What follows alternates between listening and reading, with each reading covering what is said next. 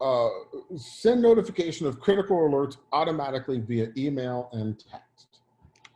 So now that I've crafted or tuned the appliance to only send me the alerts that are actionable, that I actually want to be notified of, to take action for. The appliance needs to have a capability of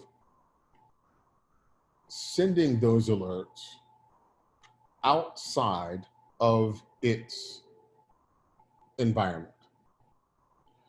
Having people, single focusing people to be sitting watching screens all day, every day is expensive. Those individuals, they're sitting there watching the screen to see when an alert may or may not show up, could be doing other activities, like investigating prior breaches or investigating other, current or doing current incident response activities. So we got to get them away from the screen. Again, there are lots of outstanding products that are very capable at what they do, but they are incapable of sending an alert outside of the application, right? They can't send me an email. They can't send me a text message. It is a dashboard that I have to either continuously watch or check back in with often to find actionable issues.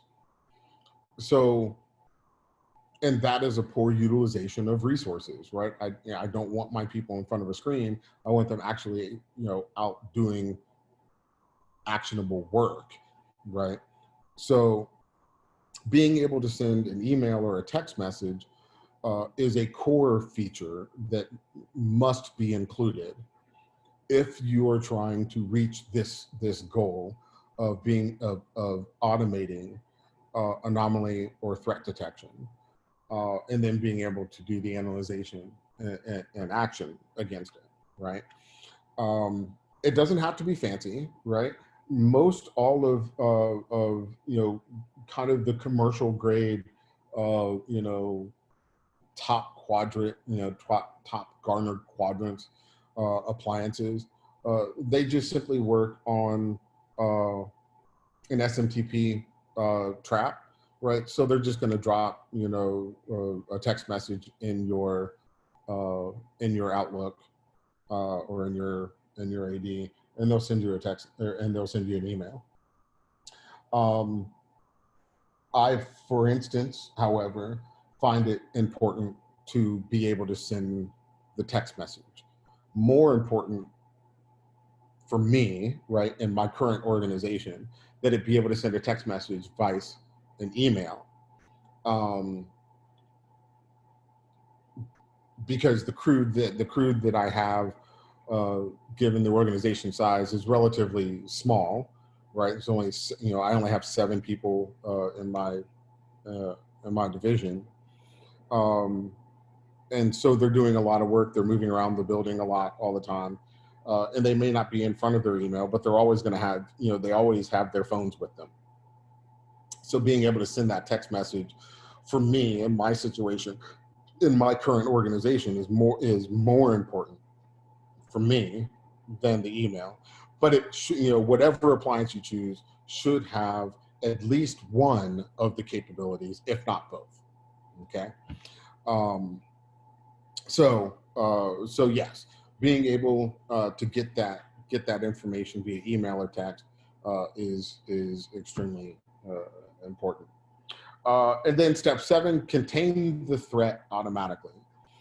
So this goes back to now the emerging requirement for an IPS versus an IDS, right?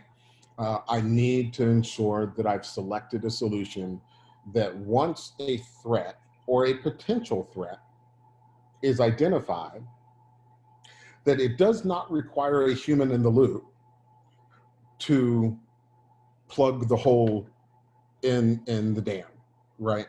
that it will automatically plug the hole in the dam and then wait at that point for the human in the loop to either release whatever that threat was perceived to be, or to validate that it is an actionable threat that needed to be neutralized and contained.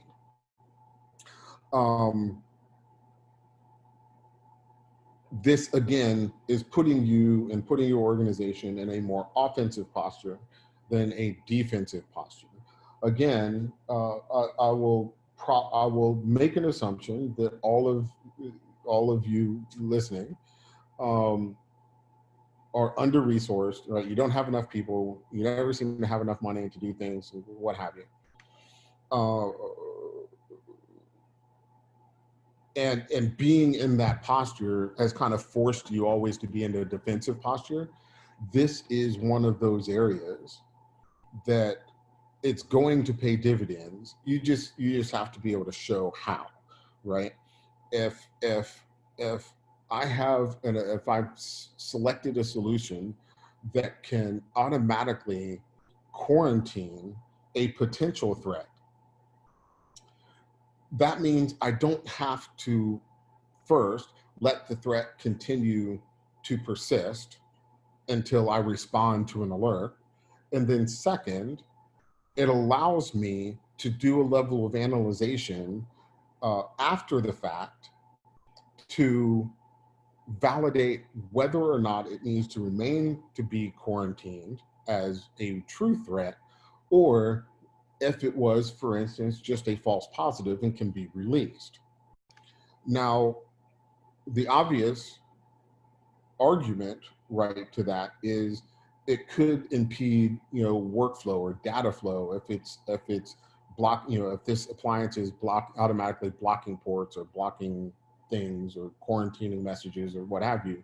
And that's true, right? But at the end of the day, a little bit of inconvenience for the 10 minutes it takes me to analyze the quarantine threat, or maybe longer, right? It might take me a couple hours. It might take the team a day to analyze whatever was being blocked.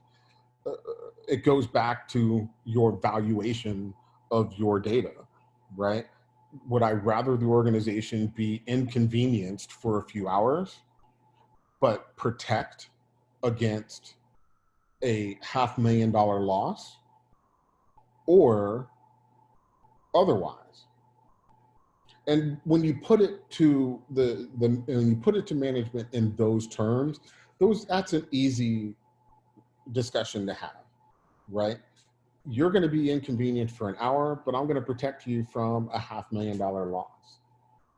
Which is more important to you? And let them make the decision, right? That's why they are the executive management. They get to make the decision on risk and risk acceptance and risk exposure. It is our job to provide them with the best data available to make that decision, to assist in them making that decision.